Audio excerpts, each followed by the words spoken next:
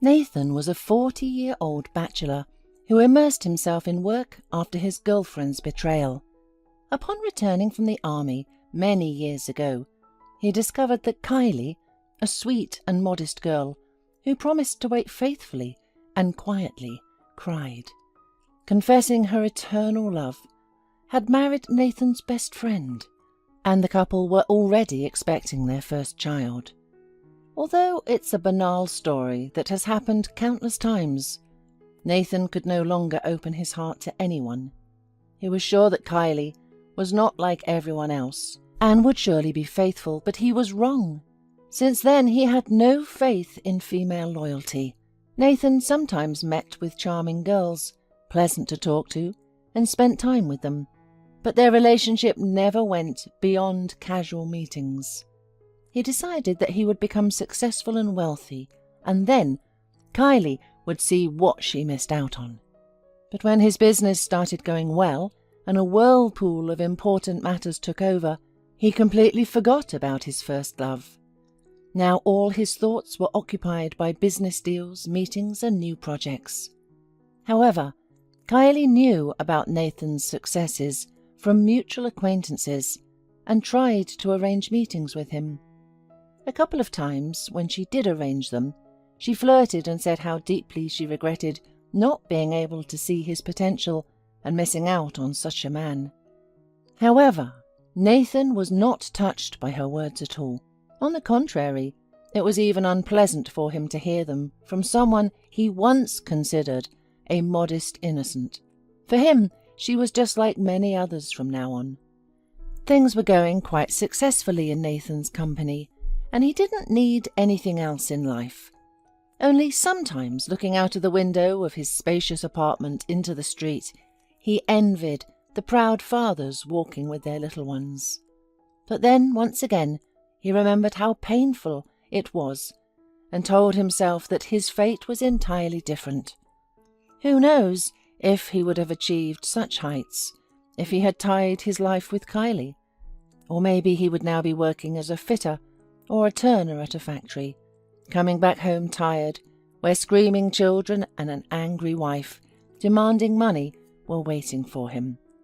No, he was clearly just lucky. This is how Nathan comforted himself every time thoughts of family weighed on his soul. He was engaged in the sale of building materials, had a network of stores throughout the city with products for apartment renovation, and recently opened a small factory for the production of some construction materials. Of course, the main thing in his business is to increase the clientele, and here Nathan was lucky. Mrs. Lane had been working as a customer relations manager for him for 5 years, a woman of retirement age, but very competent and a true professional. Moreover, she was distinguished by enviable sociability and could find a common language with literally every person. Some of Nathan's acquaintances tried to lure Mrs. Lane to their company. Some were surprised that a businessman kept such an elderly employee, but Nathan believed that these people were simply envious of him.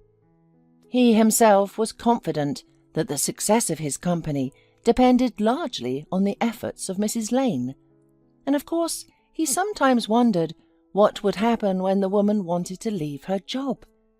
But it turned out that he fired Mrs. Lane himself, and much earlier. His former classmate, who was now a government official, asked Nathan to hire his niece, Zoe, instead of Mrs. Lane. Nathan probably would have refused right away, but Patrick managed to present his request appropriately. He came to the office of his former classmate with a bottle of expensive cognac and brought along the very Zoe. The girl looked like she had come straight out of a glossy magazine. Slender, long-legged, with a full chest and luxurious blonde hair.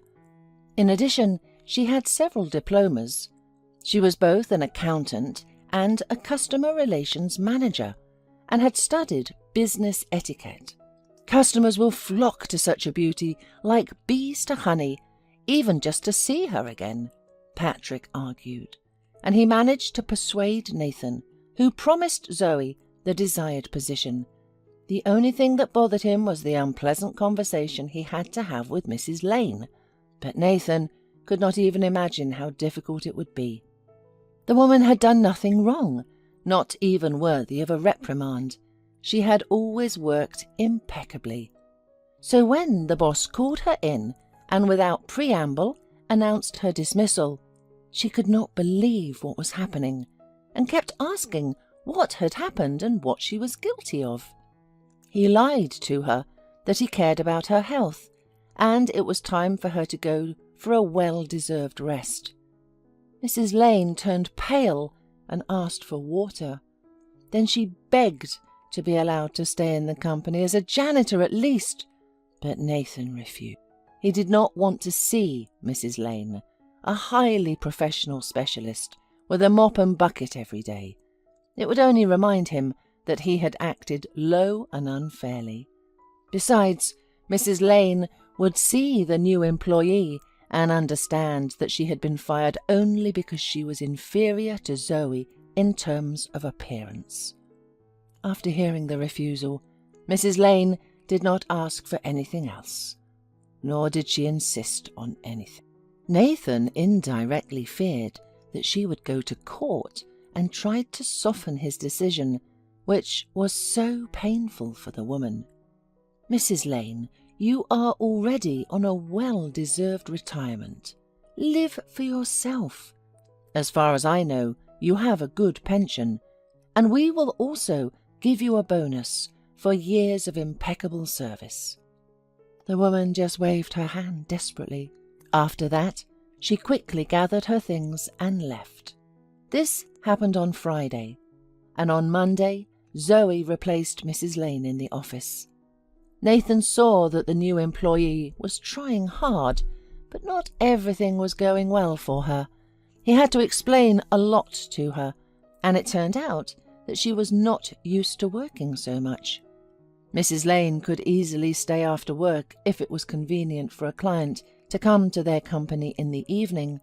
For Zoe, the need to sacrifice her personal time turned out to be an unpleasant surprise. Every free minute she tried to spend on herself. She would start painting her nails, then choose a blouse online, then chat on the phone with someone. Sales had begun to decline noticeably. Nathan had already made remarks to Zoe more than once, but when he entered the office, she smiled enchantingly at him, and her neckline was so revealing that he involuntarily bit his tongue. Several months passed. One day, Nathan took home to sort out some critical documents. When he came out of the entryway the next morning with his briefcase, hooligans suddenly ran up to him and started beating him. They were tall and strong and wore hooded jackets. Nathan didn't have time to examine their faces because he immediately fell. In his heart, Nathan hoped that the thugs would take his wallet with the money and leave. But the guys didn't limit themselves to the pack of bills they found on him. They also grabbed his briefcase and then fled. Nathan tried to get up, feeling for his glasses on the asphalt. Suddenly, he heard a male scream. "Oh, damn it!" Then came the sound of falling. Finally, putting on his glasses, Nathan saw that one of his attackers apparently slipped on something while running under the arch, and now his injured leg was making it difficult for him to rise. And the other bandit was hit on the head by a woman in a scarf and a cotton jacket. Nathan could not believe his eyes. Meanwhile, the woman hurried to him. "Nathan, are you okay? Let me call an ambulance," a familiar voice said, and he recognized Mrs. Lane. "Mrs. Lane, but how did you manage?"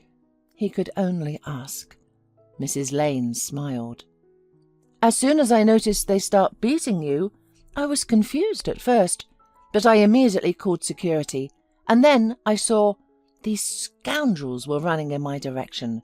Well, I threw the bucket at their feet. One of them stumbled over it, and the second I have already given a bottle on the head. I don't even know how I had the courage. And now you're..." Nathan looked at his former colleague, saw that she had lost a lot of weight, and her clothes were strange. "I work as a janitor now," said Mrs. Lane. "But why? Isn't your pension enough?" Nathan blushed. "I really need the money," explained Mrs. Lane without going into details. And then the security arrived. Nathan did not let the matter slide. If the robbers had only taken his wallet, there would be no questions, but they had clearly needed the documents in his portfolio for a reason. Nathan hired a private detective and spared no expense for the investigation. When he learned the results, he was shocked.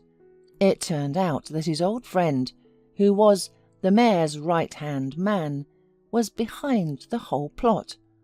Together with his relative, Patrick, he wanted to deprive Nathan of his company, which brought in large profits.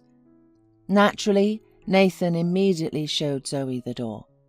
The girl tried to justify herself, pretending that she was in no way involved in all this and had no idea about her uncle's plans. But Nathan warned her she should be glad that he decided not to take the matter to court. After that, he went to Mrs. Lane's house. He wanted to ask for forgiveness and invite the woman back to work. Nathan brought a bottle of good wine, a luxurious bouquet of roses, and compensation for moral damage in an envelope. Mrs. Lane lived nearby, but she was not at home. Nathan pressed the doorbell for a long time and was about to leave when he heard someone respond, "Wait, I'll open it now." A few minutes later the door opened. A young woman in a wheelchair stood before Nathan. In the semi-darkness of the hallway, he did not immediately make out her face. "Sorry for making you wait," she apologized. "I didn't think anyone would come today, so I was in bed. It took me a while to get dressed and make it to the door." "You forgive me?" Nathan stuttered. "I dropped in uninvited to see Mrs. Lane, but I see she is not at home. Mum will be here soon from her second job." "Can I wait for her?" "Of course, I'll put the kettle on, and you can go to the living room." While the girl was busy in the kitchen, Nathan sat in an armchair and looked around. He knew that Mrs. Lane was receiving a good salary, but her home environment was poor, if not downright impoverished.